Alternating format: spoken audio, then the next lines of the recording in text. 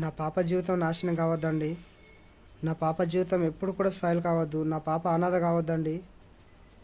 దయచేసి నేను ఈ వీడియో పెట్టడానికి కారణం ఏంటంటే, అయ్యా చట్టాలు ఉంటాయండి, నేను కాదనట్లేదు.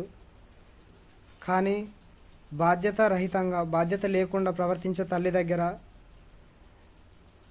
పాప జీవితం కూడా ఎటు కాకుండా అనాథలాగా మాత్రం పాపం చేయకండి. దయచేసి మీకు ఇంకా పూర్తి డీటెయిల్స్ నేను ఇస్తా అండి. అయ్యా నేను ఇంతకుమించి నేను చెప్పుకోలేనండి. నాది మంచిర్యాల డిస్టిక్ అండి. మంచిర్యాల స్టేషన్లో నా డీటెయిల్స్ అడిగితే చెప్తారండి.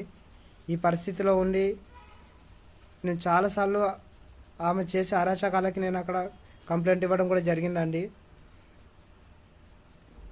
అయ్యా పాప జీవితం చూసుకుంటూ నా పాప జీవితం నాశనం అవుతుంటే ఒక కన్న తండ్రిగా నేను ఏం చేయలేకపోతున్నానండి. నాలాగా ప్రతి మగాడు ఎంతోమంది కూడా ప్రాబ్లమ్స్ ఇబ్బందులు పడుతూనే ఉన్నారండి. దయచేసి మమ్మల్ని కూడా అర్థం చేసుకోండి. బాధ్యత గల తండ్రులం కూడా ఉంటామండి. మాకు మా బిడ్డల పట్ల ఎంతో అవగాహన ఉంటుందండి. మా బిడ్డల భవిష్యత్తు బాగుండాలని ఆశ ఉంటుందండి. కానీ ఈ సమాజంలో మేము ఏం చేయలేకపోతున్నామండి.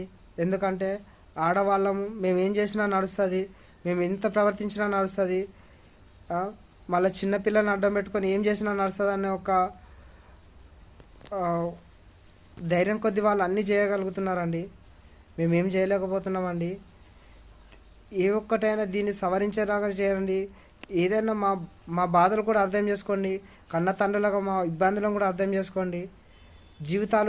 కన్న బిడ్డల జీవితాలు నాశనం అవుతుంటే తట్టుకోలేకుండా ఒక తండ్రి ఏం చేయాలో అర్థం కాలేకపోతుందండి. మాకు ఆడవాళ్ళ విలువ తెలుసా అండి. మాకు ఆడవాళ్ళు మా అమ్మ నాన్న అక్క చెల్లెలు అందరూ ఉంటారండి. కానీ ఆడవాళ్ళ విలువ తెలుసు కాబట్టి మేము ఈరోజు వాళ్ళు ఎంత కష్టపెట్టినా, ఎంత ఇబ్బందుల పాలు చేసినా, కన్న బిడ్డల జీవితాలను, కన్న పేగు జీవితాలను దూరం చేస్తున్నా కూడా మేము బాధ తట్టుకోలేక స్టేషన్ల పొంటి తిరుక్కుంటూ మాకు ఎక్కడైనా కనీసం న్యాయం జరుగుతుందని ఆశపడుతూ, ఏ విధంగా న్యాయం జరగకుంటే మా బాధని సమాజానికి చెప్పుకోవాలని మాత్రం ఈ రకంగా చెప్పుకుంటున్నామండి. మాకు ఆడవాళ్ళ విలువ తెలియకుంటే ఇప్పుడు జరిగేటి హత్యలలాగా అలాగా ఇలాగా చేసి సార్ నేను తట్టుకోలేకుండా ఈమె పెట్టే ఇబ్బందుల వల్ల ఇలా చంపేశానని ఎన్నో కారణాలు చెప్పుకోవచ్చండి. కానీ వాళ్ళది కూడా జీవితమే. వాళ్ళకి ఇష్టం వచ్చిన జీవితం బతకనివ్వండి, వాళ్ళ స్వేచ్ఛను మేము కాదనట్లేదు. కానీ పసిబిడ్డల జీవితాలను నాశనం చేస్తున్నారండి. బాధ్యత రహితంగా ప్రవర్తించుకుంటూ, బాధ్యత లేకుండా ప్రవర్తించుకుంటూ, విచ్చలవిడిగా ప్రవర్తించుకుంటూ.